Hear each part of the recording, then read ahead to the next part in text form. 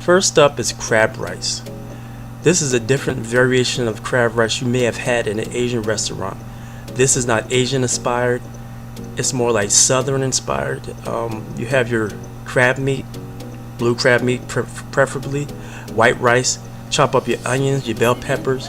You can get this mostly in your mom and pop restaurants in downtown Charleston, or sometimes the soul food kitchens in Charleston will have it.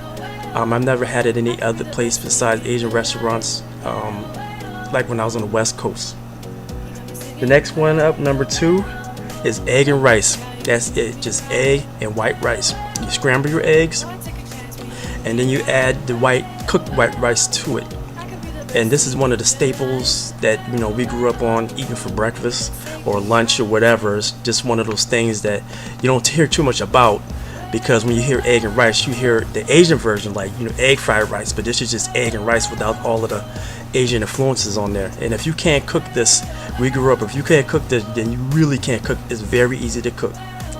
Next up, number 3, shark steak, fried shark steak. A lot of people shy away from shark meat because I guess I hear that it has toxins in the skin or what have you.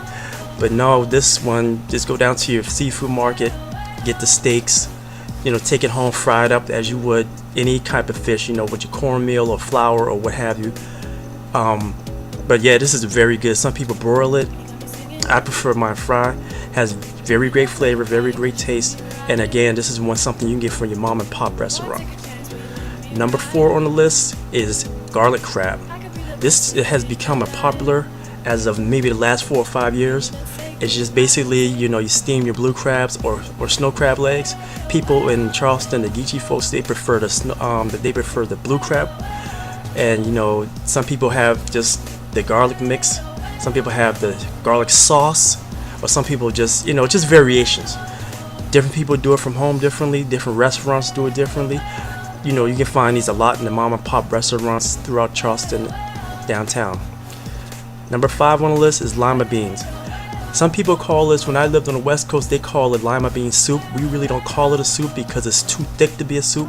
It's more heartier, and instead of serving it in a bowl, we'll just put it on a plate on top of a bed of white rice, because in the Gullah Geechee community, they eat a lot of rice. I mean, a lot of white rice. So rice goes with like a lot of things, everything. So when I was on the West Coast eating lima beans, I would always have it with rice, and people looked at me like I was crazy because they thought it was a soup. No, it wasn't soup. Number 6 on the list is okra soup.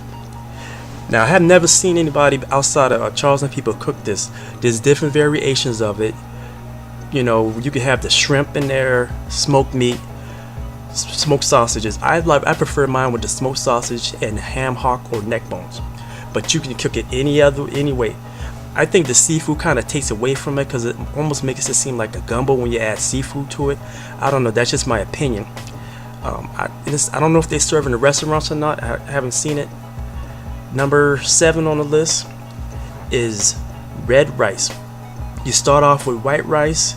You add your tomato paste or tomato sauce or fresh cut tomatoes.